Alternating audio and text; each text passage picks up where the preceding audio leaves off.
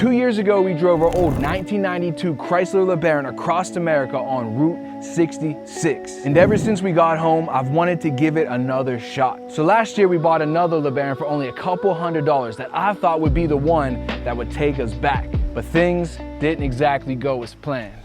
This is a 1994 Chrysler LeBaron with only 66,000 miles on it. And considering how well our other old LeBaron treated us, I figured fixing up another one to drive across America somehow seemed like it would be a good idea. But there was just one problem.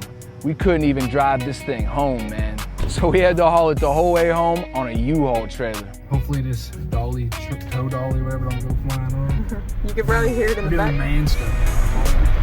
And somehow the battery was dead in the car by the time we got it home, so we couldn't even drive it off the trailer. So we literally had to drive the trailer out from under the car. Good. It's a LeBaron. You bet your boots, it's a LeBaron. But once we got it home, we quickly realized that we may have got ourselves into a little bit bigger of a project than we originally expected. Not only did this car have no rear brakes at all, I also discovered a couple holes that were the whole way through the freaking floor, man. Not a couple little tiny rust patches, but holes that I could literally see through. So yeah, we definitely got some work to do. So to get started, we basically washed down the whole outside of the car and cleaned out the inside and went through every single part that actually came with it. And since the brakes were actually the main things keeping us from driving it, thankfully, the majority of the parts in there were for the brakes. So even though I never done brake lines before, I pretty much just jumped right into it. And after a long night, well, we eventually had some brakes. That should be it. Hope so. Which meant it was finally time to test drive this thing. All right, so it's 2 a.m. after a hell of a night, literally. We're about to take it for its first test drive. I have my seatbelt on just in case. And we live on nothing but hills, so I mean, you have an emergency brake if they don't. Hopefully I didn't mess that up in the process. Jesus, take the wheel. And this thing's definitely 100% illegal. It's not even registered. We really shouldn't even be testing it right now. Yeah, there we go. It's not shifting. Oh, we lost our headlights. Oh. Don't tell me this got a bad transmission. I just didn't feel it go through any gear. You know what I mean? Yeah, I didn't either. Yeah, make sure you put that on. It has brakes.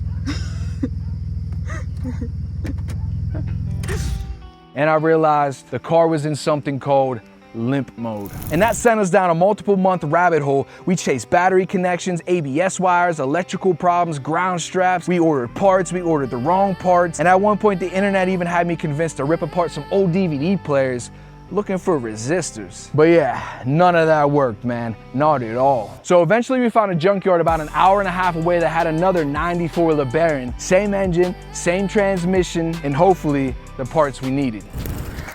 I'm nervous. Moment of truth. I see it.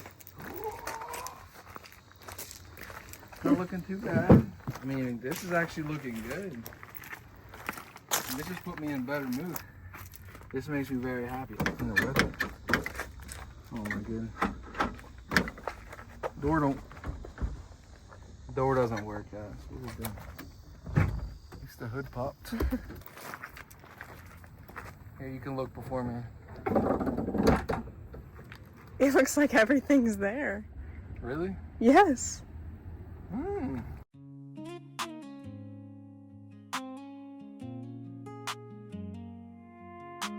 So we brought the parts home, installed them, and took it on another little test drive. And for a while, it was shifting, man. That wasn't until on the way home, it slipped right back down into limp mode. And at this point, we've been fighting this car for months, man. Every single time we finally thought we had something fixed, here came something else. But that's when it hit me. So after chasing down speed sensors and electrical things and ground straps and all that, there was literally one stupid thing that I still hadn't done. And that was the transmission fluid and the transmission filter. Talk about working backwards. So I replaced the fluid, the filter, the gasket, put it all back together, took it for one last test drive, and boom, man, limp mode was gone. It was shifting with no problems at all. And after months of fighting this car, man, it finally worked. This LeBaron was finally running just like it should. So to celebrate, we drove it out to a local lake, man. We were eating food, we were chilling, and we could not believe after all this time, this little old LeBaron was sitting right there with us, man.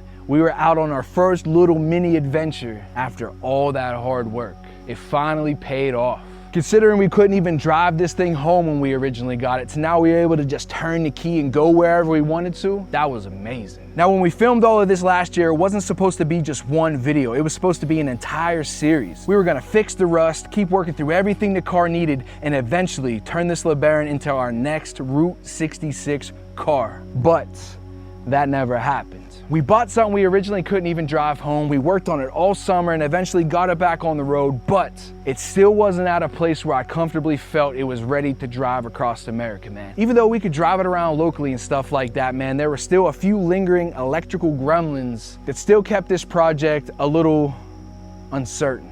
So that is where the chapter of this 94 LeBaron officially ends. But Route 66, best believe, man, it is still happening. And the more we thought about our trip this time, man, the more we realized we might need something a little more this time. A little something different. A little more room, some space to actually sleep, space for all our gear and everything we're gonna need to actually make videos on the trip this time. And a whole year after we filmed all that, recently, an opportunity came up. Something old, something cheap, something that's still gonna need lots of work, but somehow just makes perfect sense. And strangely enough, some of it actually feels pretty dang familiar. We've only got 2 months to get it ready to drive across America, and we've got a lot of work to do.